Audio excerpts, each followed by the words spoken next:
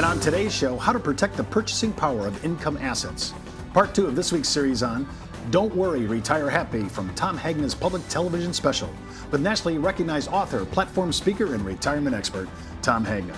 Hi everyone, I'm Steve Savant, syndicated financial columnist and contributing author to InsMark, Life Specs, and Backroom Technician. Let's get down to business. Well, welcome to the show, Tom. Thank you, Steve. It's great to be with you. Tom, we're talking about kind of a big subject here because I loved you said yesterday, Social Security kind of tracks with inflation. It kind of goes up. I think there was only 2 years in the entire Social Security program that we've never had inflation. So right. I can usually depend on that. But inflation could be a deal killer in retirement.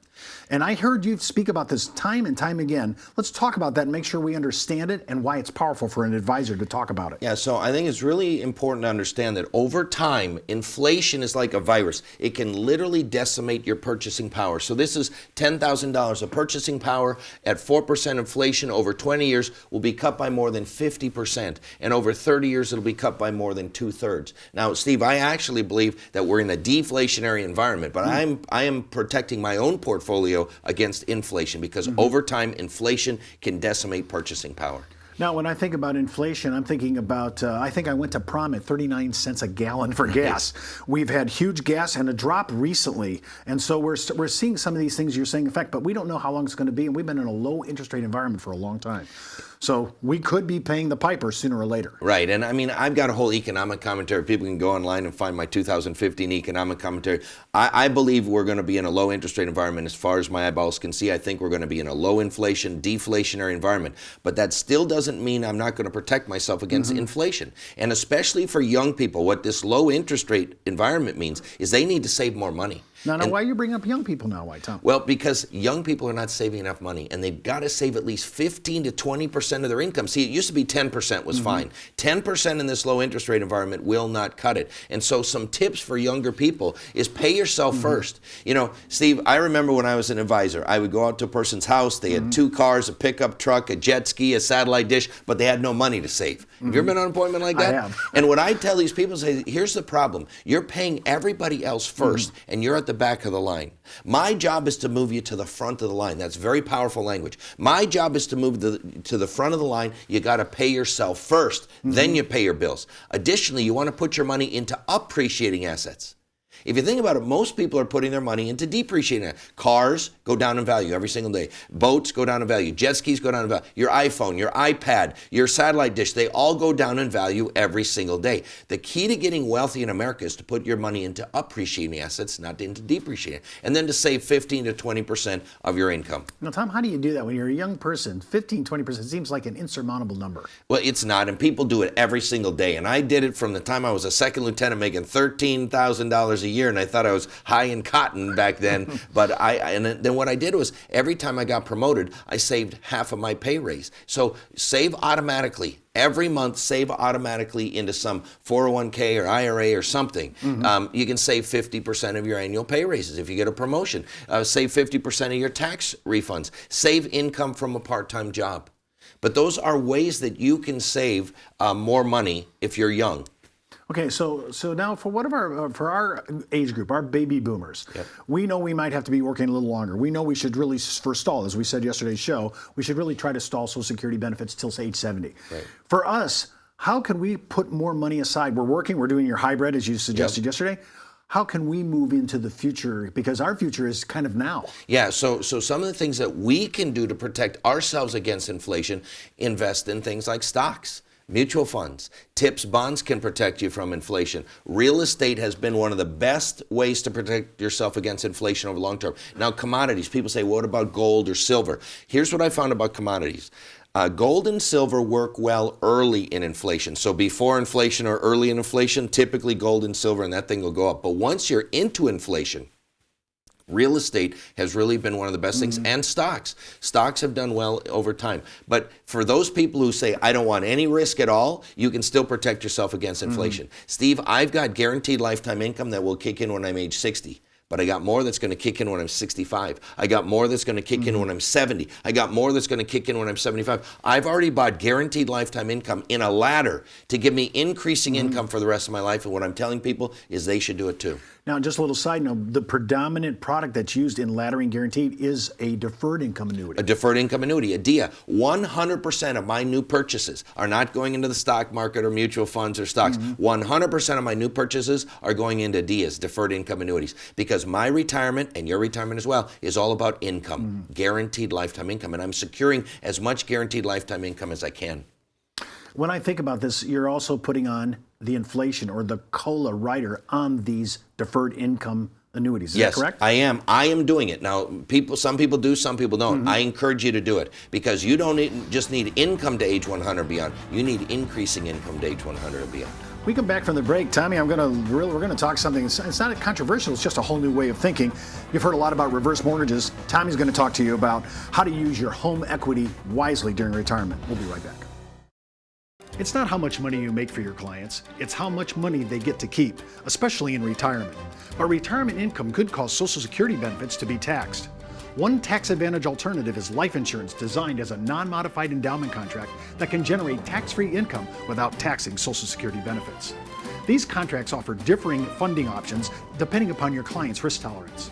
For more information on how life insurance can be part of your retirement planning, just email me at steve@downtobusiness.tv. Brought to you by Ash Brokerage, the practice enhancement company. Well, welcome back to the second segment. We're with Tommy Hegna. Tommy, your new book, Don't Worry, Retire Happy. I love that. Talk about that book and all the ancillary support material that comes with it. Yeah, so as part of this public TV special, we've got a DVD of the public TV special with bonus material, the Q&A. And what agents around the country are doing are using this with their clients. They're having their clients watch it. And then there's the book, Don't Worry, Retire Happy, 7 Steps to Retirement Security, where I lay out 7 simple steps anybody can follow to retire successfully. There's also a bonus DVD on guaranteed lifetime income and the importance of life insurance. A lot of people think life insurance has nothing to do with retirement. I say that life insurance has everything to do with retirement. There's an audio CD on long-term care and Social Security. There's also a Social Security guide that gives people tips on how to maximize their Social Security benefits. And then there's an audio book because some people listen to it while they're driving. So what I've tried to do, Steve, is literally put my brain on video, audio, and in print because different people learn different ways. But I put everything you need to be successful in retirement into that material. Tommy, before we get into this segment, real quick, what was it like to do the PBS special? It was awesome. It really was. And in front of a live audience. It's played now, I don't know, somewhere between 500 and 1,000 times all over the country. It's playing every single day, and it's going to play for 2 years. So it's a pretty neat experience. Is it different from like being on our set? It's totally different? Well, that was filmed in front of a live audience, but then I do a lot of these live pledge breaks. So like I was in Atlanta, I was in Buffalo, I was in Little Rock, I was in Fresno and Baltimore, and then I do the live pledge breaks where we say pick up that phone and pledge $20 to public television. Well, Tommy, let's get into this idea. Now, we've heard, and there's a ton of commercials on television right now on reverse mortgages. A lot of people do have equity positions, people that are seniors. Our goal, one of my big goals is, hey, I don't want to have a mortgage when I retire. Right. But I might need a backstop. And I might want to use my equity wisely. And I've heard you say, well, maybe not reverse mortgages all the time. Right. So there's 3 ways that you can really access your home equity. And for many people, it is one of the largest or the largest asset that some people have. You can sell the home and downsize. That's the way traditionally people have done it. You can take a loan against the equity. You can get a home equity line of credit, or you can do a reverse mortgage. And we can look at each one of these one at a time.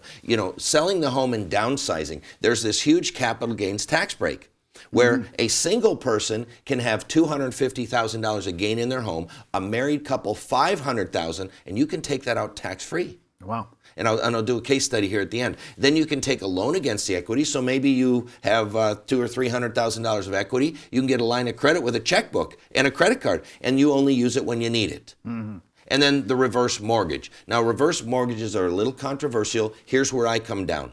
For some people, reverse mortgages have been a miracle. And for some people, it's been a nightmare.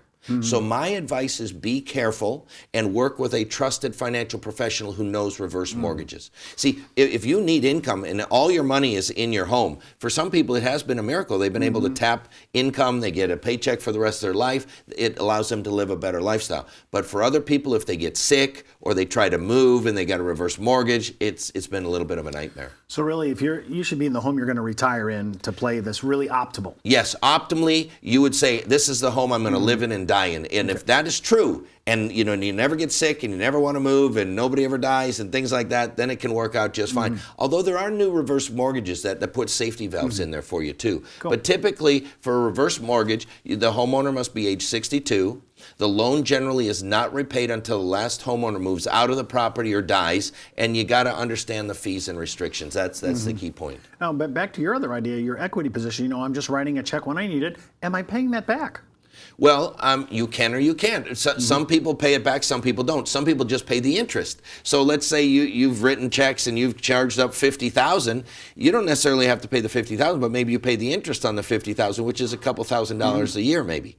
I like the idea. That idea is great for people who have no place else to go. I do understand waiting for my Social Security benefits to age 70. This could be a segue to get there. Right, and we talk about the importance of using a bridge. So let's say you have a client who says, well, I want it at 62. Okay, you can have income at 62, but maybe not Social Security. Take it from your IRA, take it from your 401k, take it from your savings. In the show, I do a case study on Bill and Brianna. They had a $300,000 house that they had paid originally $150,000 for. And they looked at reverse mortgage, they looked at home equity line of credit, but what they did was they decided to sell their home, take the $150,000 capital gains tax-free, put that into a lifetime income annuity to give them more income, and then they downsized into a new home for $150,000. That worked out perfect for them. Now, when we see tactics like this is kind of new for the consumer. So I'm thinking advisors who have never went down this road because it's not really a product sale. Right. This is a great way to get in front of clients because nobody's talking this way. Right, and if you just stay broad on here are your options with your home equity. You can take out a line of credit, you can do a capital gains tax exclusion, you can downsize, or we can look into a reverse mortgage if it's appropriate, but only if it's appropriate. I know we're going to get into this later on in the week, but I've seen also people that are looking to buy their retirement home who are actually constructing and designing it for their geriatric lifestyle in the future. Already doing that. Yes, and I mean with wider hallways, with handlebars. There are even some where you can put multiple families. I'm seeing more families come together where the parents and the children and the grandchildren are all living in the same house, but it's got to be big enough where everybody can have their own, somewhat of their own lifestyle and privacy, but we're seeing more and more of that. Well, thank you, Tommy. That's all the time we have for today. Remember, before moving forward with any of the ideas on our show, always consult your tax advisor, legal counsel, or your broker-dealer compliance officer. Missed an episode? Just go out to our video archives. And remember, you could be wiser as an educated advisor. I'm Steve Savant, and we'll see you tomorrow.